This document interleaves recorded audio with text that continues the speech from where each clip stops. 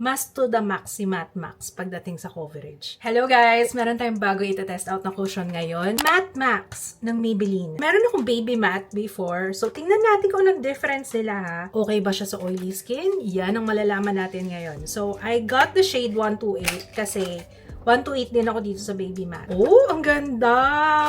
Ayan yung puff. Ganito yung itsura niya. Wow, sobrang pino. Nag-skincare na ako ng aking face. Tingnan natin mabuti ang aking skin. I'm using the puff. Ganda ng shade. Sakto. Tinatakpan ka agad yung aking melasma. Ayoko talaga nito. Mas gusto ko talaga yung blendy puff.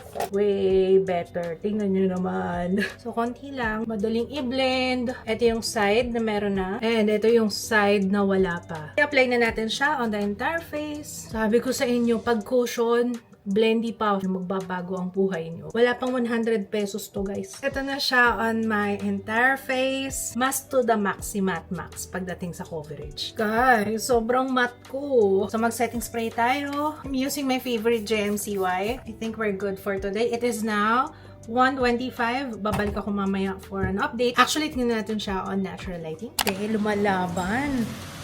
Grabe, gaano ka-flawless ang gusto mo? In fairness Girl, ang kinis nyo. I like it. So far. Guys, 8:40 na. Ang ganda ng oil control nito.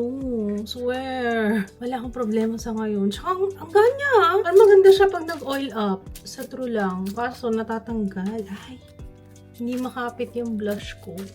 Ang gamit kong blush ngayon is Glam Hour. T-zone lang talaga, no? Hindi pa tapos ang ating araw. So, babalik ako mamaya for another update. Ganda nitong velvet tint. Kung gusto niyo ng blurred out. Ang shade nito is Bear Blossom. Last and final update tayo. It's 11:41. Kung nagustuhan niyo to, mas magugustuhan niyo to. Especially if you have oily skin. Much better version nitong baby matte. Etong si Matte Max. Mas plakado yung coverage. Mas matte siya. Mas matagal before mag-oil up. During the entire day, isang beses lang ako nag-blot. And this is how my face looks like right now. Ang ganda pa rin ng skin ko kahit na medyo ma-oil na yan. And it doesn't move. Wala rin ako masyado nakitang napunta sa gilid ng aking nose, which is good. Ibig sabihin talagang makapit siya sa skin. Mas compact, mas maliit to. And I love the mesh kasi sobrang saturated. Tingnan nyo, para siyang umaapaw. Based dun sa sinabi ko, of course, get this na compare dito. In my honest opinion, ito yung pinaka-okay na okay talaga for oily skin. Let me know your thoughts. Kung nasubukan nyo na to, feel free to comment down below. At kung may request kayo na i-review natin next time. So, ayun lang. Bye!